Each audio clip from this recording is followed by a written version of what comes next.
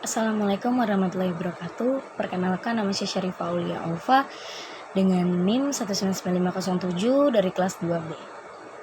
Pada kegiatan praktikum ini, saya akan menganalisa efek absorpsi obat yang diberikan dalam berbagai rute pemberian terhadap kadar obat di dalam tubuh dengan mengamati kecepatan efek yang terjadi atau yang biasa kita sebut dengan onset dan lama efek tersebut bertahan pada hewan uji atau yang biasa kita sebut dengan durasi. Oke, pertama, tujuan dari percobaan ini adalah untuk menganalisis kecepatan absorpsi diazepam dengan berbagai macam jalur pemberian obat. Sebelumnya, kita bahas sedikit apa itu absorpsi. Absorpsi adalah proses perpindahan obat dari tempat pemberiannya ke dalam pembuluh darah. Banyak faktor yang dapat mempengaruhi kecepatan dan besarnya dosis obat yang diabsorpsi. Di antaranya adalah rute pemberian. Nah, selanjutnya di sini ada alat dan bahan yang akan kita gunakan dalam percobaan kali ini. Untuk alatnya ada sarung tangan, masker, spuit, injeksi dan jarum 1-2 mili, jarum sonde oral mencit, labu ukur 50 mili dan 100 mili, timbangan gram, timbangan Ohaus, beker gelas, batang pengaduk, wadah atau chamber pengamatan mencit, cawan penguap, gelas ukur, stemper mortar, dan stopwatch. Untuk bahan itu sendiri yaitu diazepam tablet, diazepam injeksi, alkohol 70%, NaCMC, aqua destillata, dan aqua pro injeksi. Kemudian hewan percobaan yang akan kita gunakan kali ini adalah mencit. Sebelum itu kita harus tahu karakteristik mencit tersebut. Mencit itu sangat mudah ditangani, bersifat penakut, fotofobik, cenderung bersembunyi dan berkumpul dengan sesamanya, lebih aktif pada malam hari, aktivitas terganggu dengan adanya manusia, suhu normalnya itu 37,4 derajat Celcius, laju respirasinya 163 per menit. Selanjutnya, pada slide ini terdapat beberapa perhitungan bahan yang akan digunakan untuk percobaan. Pertama, itu ada diazepam tablet. Diazepam tablet untuk dosis manusia 1 kali pakai itu adalah 2 mg.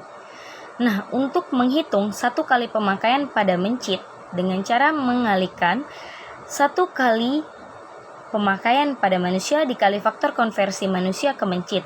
Nah, faktor konversi itu bisa dilihat pada tabel konversi. Nah, selanjutnya tinggal dimasukkan saja angka-angkanya. Yang tadi dosis 1 kali pemakaian manusia itu 2 mg, faktor konversi manusia ke mencit itu 0,0026.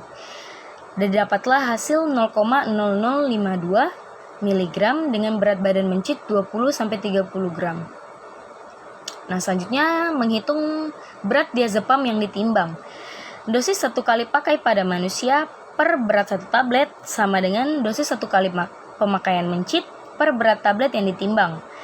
Masukkan angkanya yaitu 2 mg per 120 mg. Dosis 1 kali pemakaian mencit itu yang tadi kita hitung 0,0052 per berat tablet yang ditimbang, itu yang akan kita cari, makanya di sini saya lambangkan X. Nah, selanjutnya setelah dihitung dapatlah hasil 0,312 mg per 1 mili. Nah, jika dibuat larutan stok sebanyak 50 mili, maka masukkan lagi angkanya 0,312 hasil yang tadi per X, itu larutan stok yang akan kita buat, sama dengan 1 mili per 50 mili. Setelah dihitung, didapatlah hasil 15,6 mg per 50 mili. Oke, yang kedua itu menghitung diazepam injeksi.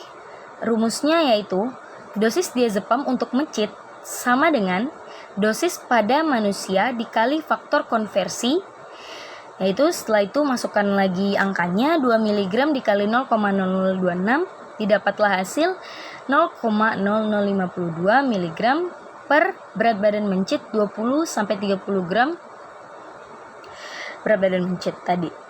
Nah, kemudian untuk pembuatan larutan stoknya, masukkan lagi angkanya 10 mg per 2 mili sama dengan 0,052 mg per X.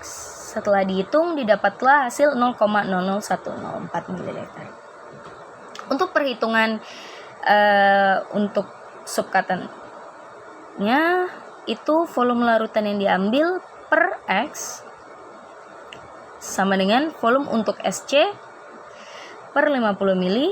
Kemudian dimasukkan angkanya lagi dan didapatlah hasil X sama dengan 0,104 ml per 50 ml. Selanjutnya untuk perhitungan untuk intravena, masukkan lagi angkanya. Setelah dijumlah, itu mendapatlah hasil 0,104 ml per 50 ml. Yang ketiga, itu menghitung NaCmC 0,5% dalam 50 ml Aquades. Nah, masukkan rumusnya lagi. Itu adalah berat NaCmC yang diambil per Aquades maksimalnya dikali 50 ml yang akan kita buat. Didapatlah hasil 0,25 gram per 50 ml. Kemudian air korpus yang digunakan untuk mengembangkan NaCmC adalah 10 kali berat NaCmC. Air korpus sama dengan 10 kali berat NaCmC yang ditimbang. Tadi setelah didapatkan hasil 0,25 gram, dimasukkan dikali 10, didapatlah hasil 2,5 mili. Selanjutnya yaitu cara kerja pembuatan larutan uji. Pertama, siapkan diazepam injeksinya. Kemudian dihitung terlebih dahulu berapa banyak yang akan digunakan. Selanjutnya diambil sediaan sebanyak yang sudah dihitung. Dilarutkan dengan menambahkan Aquades Pro injeksi hingga 100 ml. Kemudian dikocok hingga homogen. Dan didapatlah hasilnya. Slide selanjutnya yaitu prosedur kerja. Tetapi terlebih dahulu yang harus kita lakukan yaitu menangani hewan uji sebelum digunakan untuk percobaan. Nah, yang pertama, dikelompokkan hewan percobaan menjadi 4 kelompok dan masing-masing kelompok terdiri dari 3 ekor hewan percobaan. Kemudian dipisahkan per kelompok dalam kandang yang berbeda.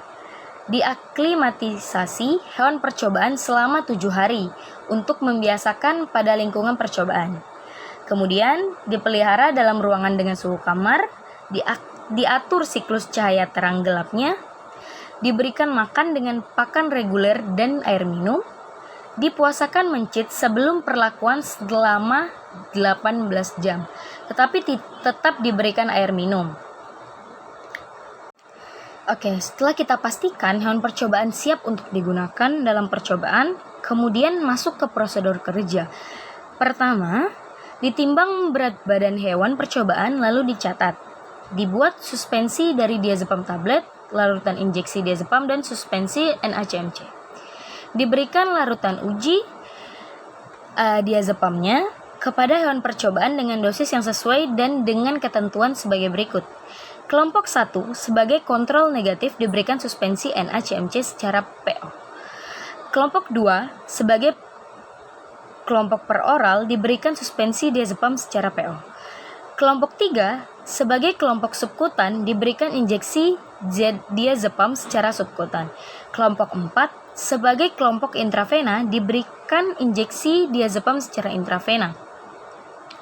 Kemudian dicatat waktu setiap pemberian sediaan dan diamati onset obat diazepam serta durasi obat diazepam. Setelah dilakukannya praktikum, kita akan mendapatkan hasil seperti yang ada di dalam tabel data pengamatan ini. Di sini kita melakukan 3 kali replikasi pada setiap kelompok percobaan. Setelah mencatat jam pemberian, jam hilang, dan jam kembali, kita melakukan perhitungan onset obat dan durasi obat. Seperti yang sudah saya jelaskan pada slide sebelumnya, di sini saya akan melakukan perhitungan onset dan durasi obat pada setiap replikasi yang dilakukan.